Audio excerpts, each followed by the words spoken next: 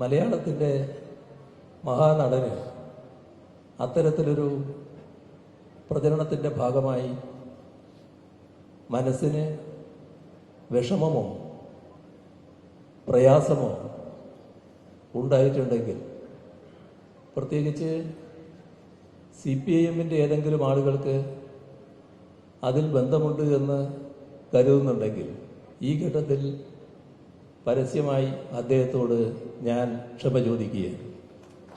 മലയാളത്തിൻ്റെ മഹാനടൻ നന്മ മാത്രം വിചാരിച്ച് കേരളത്തിൽ ഏറ്റവും മാതൃകാപരമായി പൂർത്തിയാക്കിയ ഒരു പരിപാടി കാണാൻ വേണ്ടി പോകുന്നു.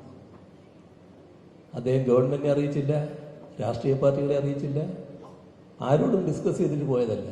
അദ്ദേഹത്തിന് സ്വന്തമായി പോകണം തോന്നി. സ്വാഭാവികമല്ലേ ഇത്? അങ്ങനെ ഒരുപാട് ആളുകൾ ചെന്നല്ലോ അവിടെ.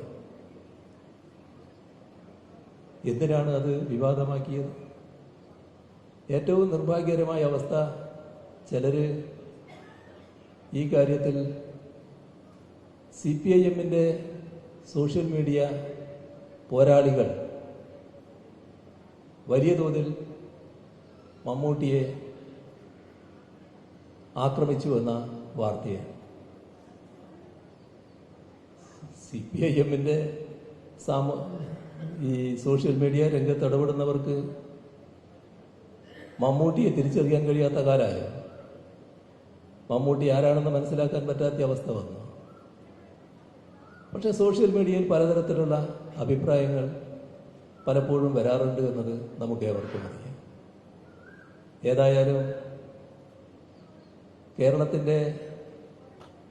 മലയാളത്തിൻ്റെ മഹാനടന് അത്തരത്തിലൊരു പ്രചരണത്തിൻ്റെ ഭാഗമായി മനസ്സിന് വിഷമമോ പ്രയാസമോ ഉണ്ടായിട്ടുണ്ടെങ്കിൽ, പ്രത്യേകിച്ച് CPIM ഏതെങ്കിലും ആളുകൾക്ക് അതിൽ ബന്ധമുണ്ട് എന്ന് കരുതുന്നുണ്ടെങ്കിൽ,